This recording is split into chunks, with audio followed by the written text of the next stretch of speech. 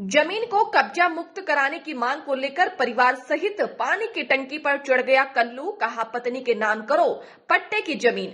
आपने शोले फिल्म की वीरू को अपनी बात मनवाने के लिए पानी की टंकी पर चढ़ जाने का सीन जरूर देखा होगा, लेकिन आज मुजफ्फरनगर में एक वीरू उर्फ कल्लू अपनी बात मनवाने के लिए परिवार सहित पानी की टंकी पर चढ़ गया। दरअसल परिवार सहित पानी की टंकी पर चढ़ने का यह वीरू उर्फ कल्लू अपनी जमीन को दबंगों से छुड़वाना चाहता है। उसकी मांग है कि उसकी पट्टे की जमीन को दबंगों से मुक्त करवाया जाए और उक्त जमीन की उसकी पत्नी के नाम पर किया जाए, जिससे वह अपनी जिंदगी गुजर बसर कर सके। दरअसल मामला जिला अस्पताल का है, जहां आज सुबह एक व्यक्ति कल्लू अपनी पत्नी व बच्चों के साथ पानी के टंकी पर चढ़ गया, जिसे देखकर मौके पर लोगों की भीड़ इकट्ठा हो गई और पुलिस को मामले से अवगत कराया गया। सूचना मिलते ही पुलिस और आला अधिकारी मौके पर पहुंचे और कल्लू व उसके परिवार को समझाने बुझाने के प्रयास में जुट गए। लाख मिन्नतों के बाद कल्लू को उच्च कार्रवाई की आश्वासन देकर परिवार सहित पानी की टंकी से नीचे उतारा। इस मामले में कल्लू ने कहा, नहीं चाहिए दिल दुखाना किसी का, सदा ना रहा है सदा ना रहेगा जमाना किसी का, मोदी योगी जिंदाबाद। उसने भारी मन से बताया कि करीब 30 साल पहले उसे जमीन का पट्टा मिला था, जिस पर उसने केवल 5 साल ही खेती बाड़ी की और उसके बाद दबंगों ने उस पर कब्जा कर लिया। उसके पास ना तो रहने का घर है और ना खाने को रोटी। जमीन को कब्जा मुक्त कराने के लिए फर्श से अर्श तक अधिकारियों के चक्कर काट लिए, लेकिन कोई कार्रवाई नहीं की। इतना ही नहीं, पीड़ित फरियादी लेकर सीएम योगी आदित्यनाथ के जनता दरबार भी पहुंचा, लेकिन वहां भी उस बदनसीब को बैरग ही लौटना पड़ा। उसका कहना है कि वह अधिकारियों के चक्कर काट काट कर इतना आहत हो चुका है कि इस दुनिया में अब उसका मन नहीं लगता है। वह अपने परिवार के साथ परमात्मा के पास जाना चाहता है। इसी मकसद से आज वह परिवार सहित पानी की टंकी पर चढ़ गया था। उसने मांग करते हुए कहा कि मेरी पट्टे की जमीन को कब्जा मुक्त करवाकर मेरी पत्नी का नाम करवाई जाए, क्योंकि वह हार्ट अटैक का मरीज है। उसको 2 बार हार्ट अटैक आ चुका है और तीसरी बार आ सकता है। जिंदगी का कोई भरोसा नहीं है, इसलिए वह चाहता है कि उसकी जमीन को उसकी पत्नी के नाम कर दिया जाए। यदि ऐसा नहीं किया गया तो अगली बार सीधा आत्महत्या करेगा, जिसका जिम्मेदार शासन प्रशासन होगा। इस मामले में एडीएम फाइनेंस ने बताया कि कल्लू अपने परिवार के साथ अब पानी की टंकी पर चढ़ गया था। उनकी मांगों को सुना गया, लेकिन उनकी मांग नियम के विपरीत है। इस मामले में नियमों के मुताबिक बनती कार्रवाई अमल में लाई जाएगी।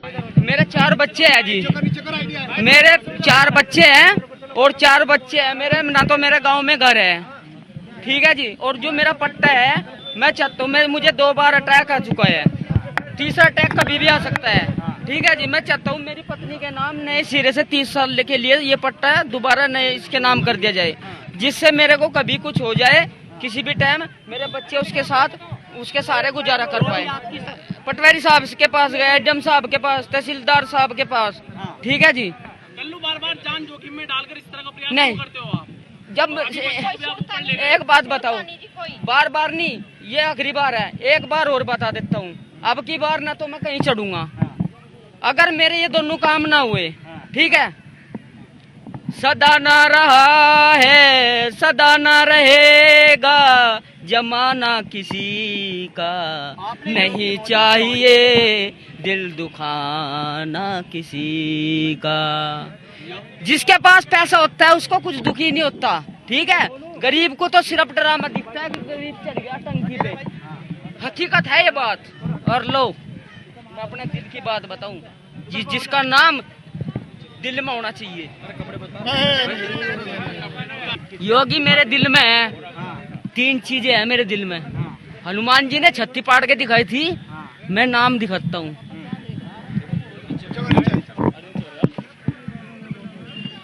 माँ सबसे बढ़कर होती है, माँ से बढ़कर कुछ नहीं होता। शिवाय ये मेरा आराध्य है भगवान शिव। योगी माँ से बढ़कर कुछ तो नहीं होता, माता पिता से बढ़कर कुछ नहीं होता। शिवाय भगवान शिव। क्या निष्कर्ष निकला है आपका? निष्कर्ष ये निकला है जी, वे कह रहे जी तुम्हारी मांगे पूरी कर दी जाएगी। अगर हमारी मांगे पूरी नहीं करी गई तो हम पेट पर नहीं चढ़ेंगे, ना जुलूस दिखाएंगे।